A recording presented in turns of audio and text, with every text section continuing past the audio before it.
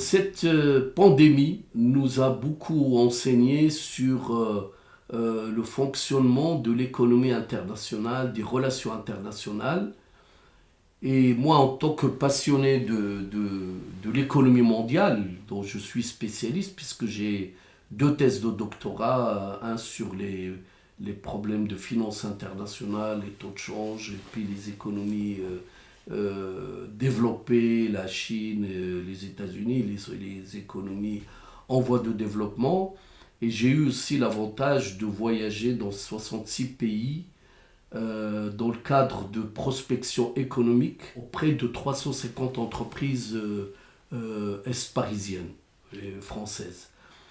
Et à ce titre, j'ai acquis une bonne expérience des relations politiques, parce que avant d'aller dans un pays, on doit savoir un peu le régime, les institutions, et puis on rencontre l'ambassade de France qui dispose de beaucoup d'informations, donc on est vraiment au cœur de tout ce qui se passe dans ces pays-là.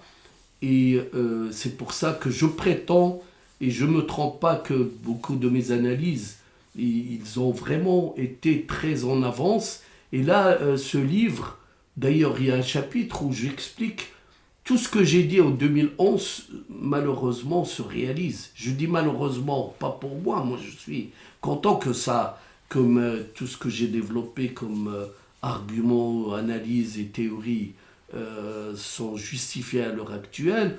L'intervention de la Banque Centrale Européenne, c'est dès 2008-2011, j'ai dit qu'il faut le faire, etc. Il y a beaucoup le déficit budgétaire, j'ai dit c'est pas quand il y a une crise, il faut y aller. Tout ce que j'ai analysé, on le voit actuellement. C'est pour ça que Covid-19, pour moi, c'est pas seulement ça a des dégâts humains, évidemment, qu'il faut développer, nous sommes tous menacés, mais ça a eu des dégâts sur les théories ultralibérales qui disaient l'État ne doit pas intervenir, laissons le marché s'autoréguler, les agents sont rationnels, etc. On voit que maintenant, sans les États, tout s'écroule. L'État français est obligé de financer Air France, Airbus, et puis l'ensemble de l'économie, ça va jusqu'au petit restaurant, le petit bar du coin. Donc on voit l'utilité de l'intervention de l'État et de la régulation et de l'intervention dans ce domaine. Il y a beaucoup d'exemples qui nous montrent que tout ça, ça se tient. Enfin, tout ce que j'ai développé, moi je ne suis pas partisan de l'économie socialiste ou de l'économie centralisée, mais au moins d'un système mixte où il y a de la régulation, de la répartition des richesses, et puis aussi de la formation. Tout ça, c'est développé dans le livre. Le livre commence quand même par un éclairage sur le mensonge de l'État chinois, sur la gravité de la pandémie. J'explique que les chiffres qui nous ont été donnés sur 3500 morts de la pandémie sur une population de 1 milliard d'habitants, on voit bien que maintenant, même un pays comme la France, c'est autour de 100 000 personnes. Et la France, c'est 66 millions, avec toutes les mesures qu'on connaît. L'Italie ont dépassé 100 millions, etc. Le Royaume-Uni, 120 000 personnes, 120 000. J'ai eu l'avantage de m'exprimer dans beaucoup de médias internationaux, et sur ma page Facebook, on peut le retrouver, que en mois de janvier, j'avais dit la pandémie va inonder l'Europe parce qu'il y a des voyages. Le virus ne circule pas tout seul.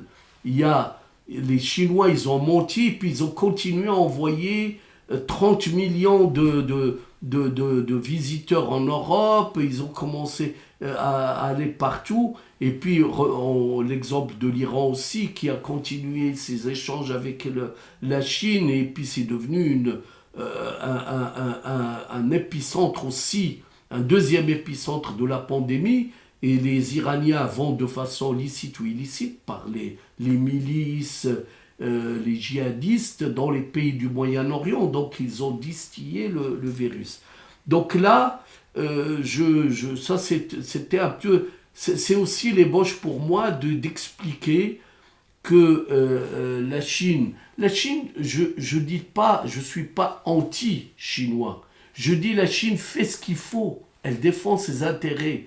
Mais si on est naïf comme l'a été l'Europe, bah il y aura plus de travail pour nos enfants. Moi, mon souci, c'est que mes enfants trouvent du travail. Je vis en France et c'est ça l'objectif.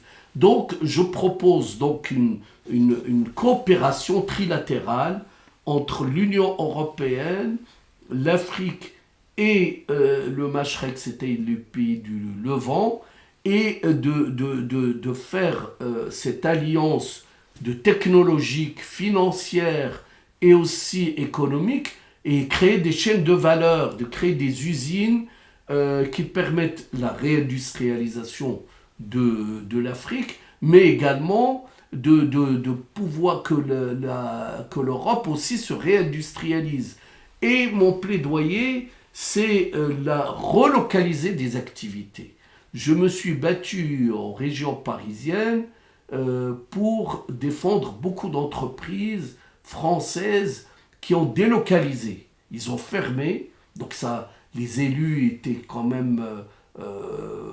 ils sont montés au créneau, j'étais un peu leur conseiller, et à chaque fois je dis, mais il y a quand même un problème, c'est que quand on se désindustrialise, on envoie ces activités ailleurs, et là, les faits me donnent raison.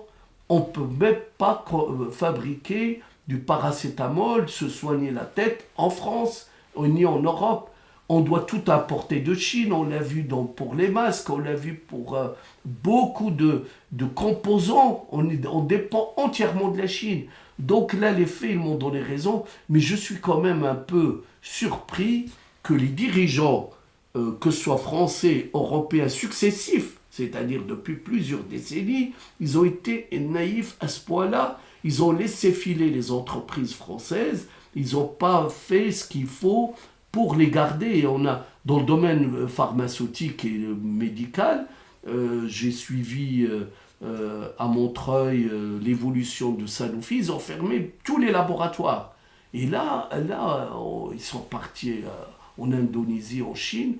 Là, on voit que ce que j'avais prévu, ce que j'avais défendu, on voit maintenant qu'il y a nécessité de réindustrialiser l'Europe, de permettre de la réindustrialisation de l'Afrique et de créer ces chaînes de valeur avec les capitaux du Moyen-Orient, des pays du Golfe. On ne peut pas se développer tout seul parce que la Chine va devenir une première puissance, les États-Unis sont toujours là, ils ont pris beaucoup d'avance. Et là, si l'Europe ne fait rien, ben elle va être surclassée. Et c'est ça l'objectif. Donc c'est à la fois, le livre, c'est le diagnostic de ce qui s'est passé et les conséquences, parce que ça a eu des conséquences sur le retard que nous avons pris dans tous les domaines médicaux, vaccins, etc. Et puis, on voit la dépendance criante de la France et de l'Europe vis-à-vis de la Chine et vis-à-vis des pays asiatiques. Il va falloir maintenant revoir tout ça et puis refonder des relations économiques basées sur l'industrie avant tout et la formation.